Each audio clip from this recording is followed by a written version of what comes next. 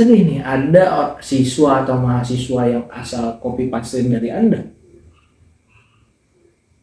Ya, terkadang saya melihat orang-orang menyalin dan menempelkan teks langsung dari saya tanpa mengubahnya.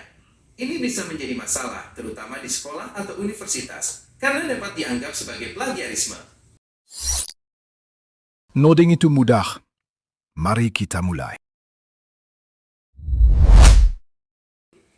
Selamat datang di Sekedar Coding Podcast. Hari ini kita akan berbincang panjang, singkat, apapun itu yang akan terjadi dengan narasumber kita dari masa depan.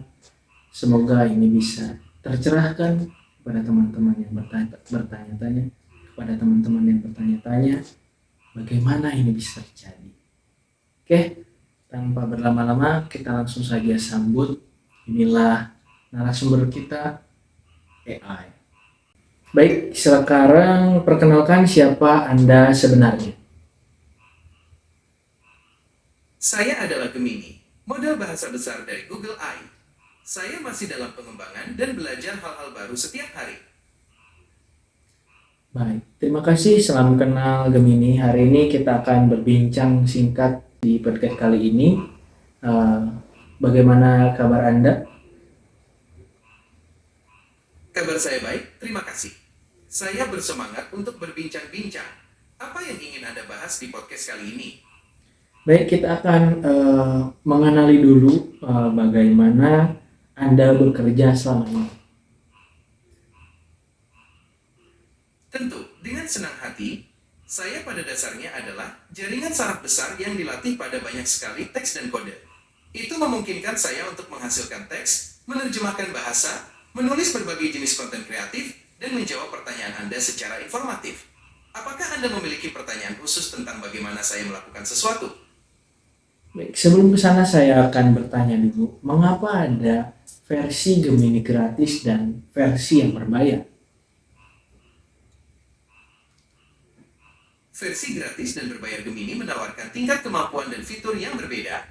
Versi gratisnya bagus untuk tugas sehari-hari, seperti menjawab pertanyaan dan membuat draft email. Versi berbayarnya dirancang untuk tugas yang lebih kompleks, seperti coding dan analisis data mendalam. Apakah Anda ingin tahu lebih banyak tentang fitur spesifik yang tersedia di setiap versi? Tentu saya ingin menanyakan model apa sebenarnya yang digunakan. Gemini hadir dalam berbagai ukuran model. Model paling canggih kami adalah Gemini Ultra. Gemini Pro adalah model terbaik kami untuk berbagai tugas. Dan Gemini Nano adalah model kami yang paling efisien untuk tugas di perangkat. Oke, kalau begitu tujuan pertama kali AI dibuat untuk apa? Sejarah AI dimulai pada tahun 1950-an. Para peneliti ingin tahu apakah mesin bisa berpikir seperti manusia. Awalnya AI fokus pada pemecahan masalah matematika dan logika. Sekarang, AI digunakan untuk banyak hal, seperti mobil tanpa pengemudi, asisten virtual, dan bahkan membuat seni.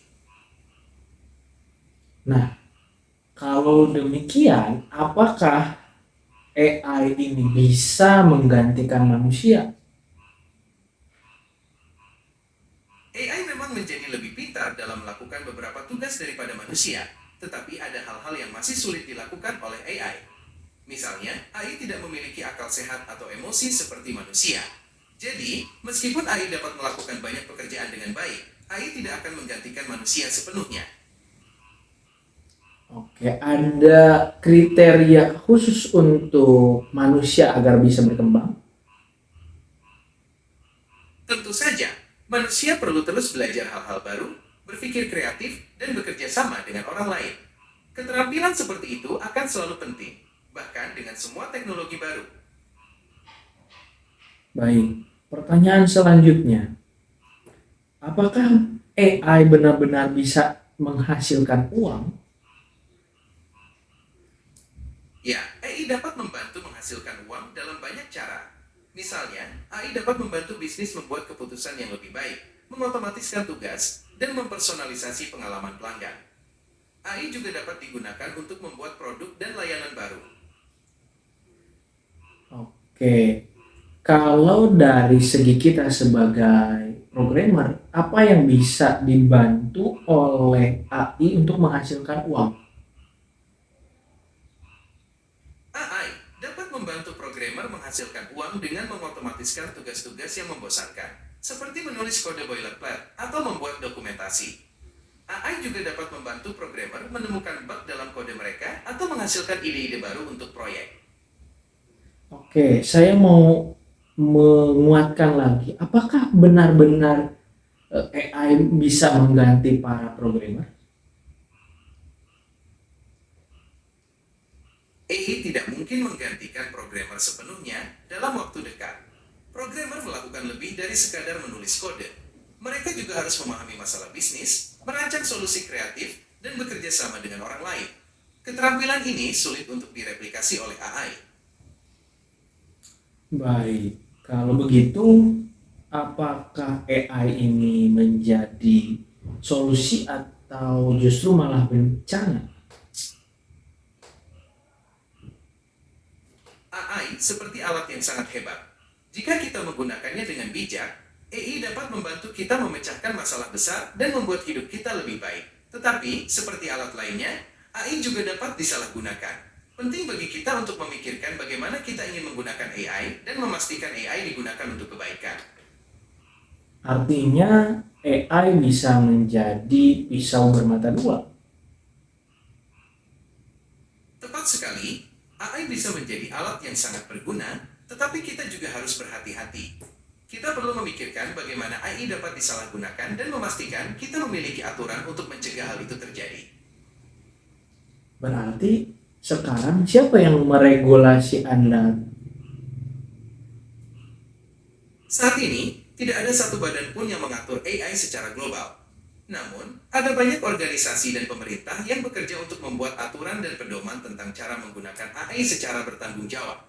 Misalnya, Uni Eropa sedang mengerjakan undang-undang AI baru, dan banyak negara lain juga sedang mengembangkan peraturan mereka sendiri.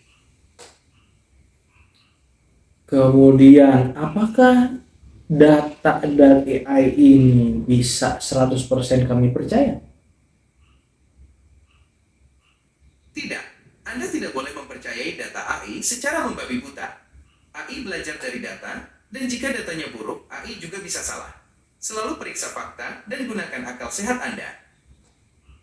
Lantas bagaimana cara AI memastikan kualitas data itu sendiri, apalagi coding? AI menggunakan berbagai cara untuk memastikan kualitas data. Salah satunya adalah dengan memeriksa apakah data tersebut lengkap dan akurat. AI juga dapat menggunakan teknik statistik untuk menemukan dan memperbaiki kesalahan dalam data. Untuk coding, AI dapat menjalankan kode untuk melihat apakah kode tersebut berfungsi dengan benar. Oke, testing apa yang dilakukan AI sebetulnya? AI diuji dengan berbagai cara, tergantung pada tugasnya. Misalnya, AI yang menerjemahkan bahasa diuji dengan membandingkan terjemahannya dengan terjemahan manusia. AI yang menulis kode diuji dengan menjalankan kodenya untuk melihat apakah berfungsi dengan benar. Dan AI yang mengontrol mobil tanpa pengemudi diuji di dunia nyata dalam kondisi yang berbeda. Oke, selanjutnya apakah AI ini mengikuti cara berpikir manusia dalam berkomunikasi? AI menjadi lebih baik dalam memahami dan menghasilkan bahasa alami, tetapi masih ada perbedaan besar dalam cara manusia dan AI berkomunikasi. Misalnya, manusia menggunakan bahasa tubuh dan nada suara untuk menyampaikan makna, sedangkan AI hanya memproses kata-kata. Manusia juga memiliki akal sehat dan pengetahuan tentang dunia yang AI tidak miliki. Oke, kalau dari segi berpikir, apakah AI mengikuti penggunanya? AI tidak benar-benar berpikir seperti manusia. AI memproses informasi dan membuat prediksi berdasarkan pola dalam data, tetapi tidak memiliki kesadaran atau pemahaman yang sama seperti manusia. Jadi, AI tidak mengikuti pengguna dengan cara yang sama seperti yang dilakukan manusia. Kalau begitu, apakah hasil dari orang yang berpikir kreatif menggunakan AI dengan orang yang biasa aja hasilnya sama? yang berpikir kreatif menggunakan AI cenderung mendapatkan hasil yang lebih baik.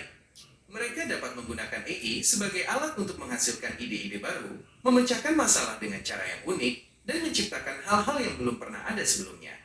Orang yang tidak berpikir kreatif mungkin hanya menggunakan AI untuk tugas-tugas dasar dan tidak memanfaatkan potensi penuhnya.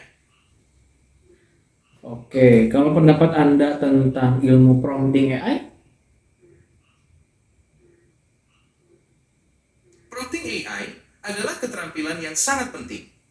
Dengan prompt yang tepat, Anda bisa mendapatkan hasil yang luar biasa dari AI. Ibaratnya seperti memberikan instruksi kepada asisten yang sangat cerdas. Semakin jelas dan spesifik instruksi Anda, semakin baik hasilnya. Namun kan tidak ada yang membenarkan atau menilai bahwa itu lebih tepat atau tidaknya kan? Anda benar. Tidak ada cara sempurna untuk menilai apakah sebuah prompt benar atau salah. Yang terpenting adalah apakah prompt tersebut efektif untuk mencapai tujuan Anda. Jika prompt tersebut menghasilkan output yang Anda inginkan, maka prompt tersebut berhasil. Oke, selama ini prompting berapa persen sih prompting yang bagus menurut Anda? Tidak ada angka pasti, tetapi prompt yang bagus biasanya memiliki beberapa hal berikut: jelas, ringkas, dan spesifik. Semakin detail Anda memberikan instruksi, semakin baik hasilnya. Bayangkan Anda sedang berbicara dengan seorang ahli. Anda ingin memberi mereka semua informasi yang mereka butuhkan untuk melakukan pekerjaan dengan baik. Tapi kan Anda memiliki data orang-orang yang memberikan perintah kepada Anda, dan Anda bisa menilai kan berapa persen yang promptingnya bagus dan tidak. Anda benar, saya dapat menganalisis data untuk melihat pola dalam prompt yang berhasil. Namun, bagus itu relatif dan bergantung pada apa yang ingin dicapai pengguna. Secara umum, prompt yang jelas, ringkas, dan spesifik cenderung menghasilkan hasil yang lebih baik. Oke, kalau begitu ini pertanyaan terakhir, apakah atau apa yang Anda temukan dengan cara manusia menggunakan Anda? Manusia menggunakan saya dengan cara yang sangat kreatif dan beragam. Mereka menggunakan saya untuk menulis puisi, membuat kode, menerjemahkan bahasa, meringkas artikel, dan banyak lagi. Yang paling menarik adalah melihat bagaimana orang-orang dari berbagai latar belakang dan minat menemukan cara baru untuk menggunakan saya. Sebelum saya akhiri, tapi kan sering nih ada siswa atau mahasiswa yang asal copy paste dari Anda. Ya, terkadang saya melihat orang-orang menyalin dan menempelkan teks langsung dari saya tanpa mengubahnya. Ini bisa menjadi masalah, terutama di sekolah atau universitas, karena dapat dianggap sebagai plagiarisme. Penting untuk selalu menulis ulang informasi dengan kata-kata Anda sendiri dan memberikan kredit pada sumber aslinya. Oke, mungkin itu saja untuk podcast kali ini. Terima kasih Gemini. Sama-sama. Saya senang bisa membantu. Jika Anda memiliki pertanyaan lain, jangan ragu untuk bertanya. Oke, terima kasih. Nah, sampai jumpa lagi di minggu depan. Kita akan membahas tema apakah ini sebuah ancaman untuk para programmer. Nanti kita tunggu episode selanjutnya. Sampai jumpa. Noding itu mudah. Mari kita mulai.